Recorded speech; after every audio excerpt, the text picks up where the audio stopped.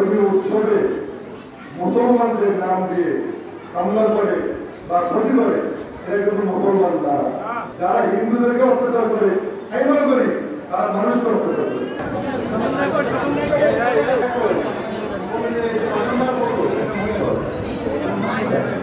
দিকে আসেন, আরো দিকে আসেন।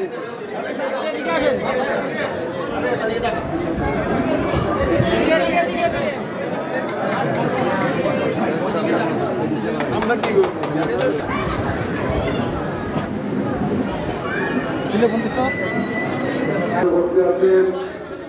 আমাদের আরেক প্রিয় ব্যক্তিত্ব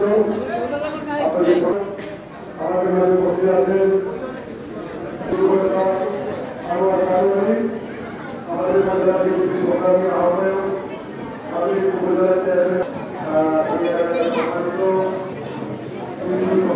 ভাইরা আমাদের নেতা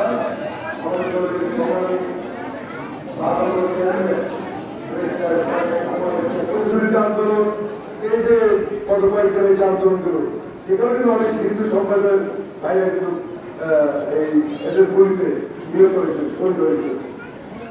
আমরা বলবো আমরা একই এলাকার মানুষ, আমরা একজন একজনভাবে আমাদের ধর্মীয় উৎসব পালন করি, আপনারা আপনাদের ধর্মীয় উৎসব আপনারা পালন করবেন।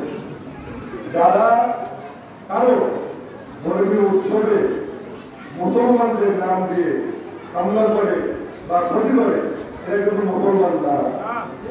আমাদের ধর্মে কিন্তু নাই যে হিন্দুদেরকে তোমরা হামলা করো, হিন্দুদের জায়গা সম্পত্তি লুট করে খাও, সেটা কিন্তু মুসলমান ধর্মের আছে।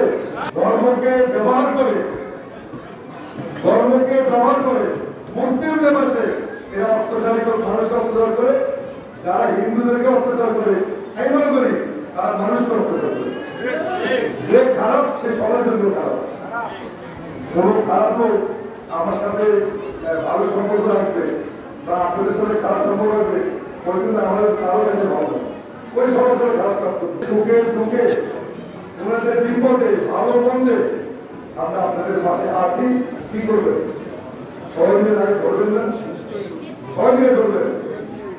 আর যখন চোরকে ধরবেন তখন কোনো লোকটি চোরের পক্ষে আপনার কাছে আসবে, ক্ষতি করতে আসে বা পূজা মণ্ডপে আসে, তারপরে ঘর বাড়িতে আসে, সবাই মিলে ধরে ওকে উত্তম মধ্যম দিয়ে সকল মুসলমানদেরকে আমরা কখনো এদের পক্ষে কথা বলবো না, সে যে হোক।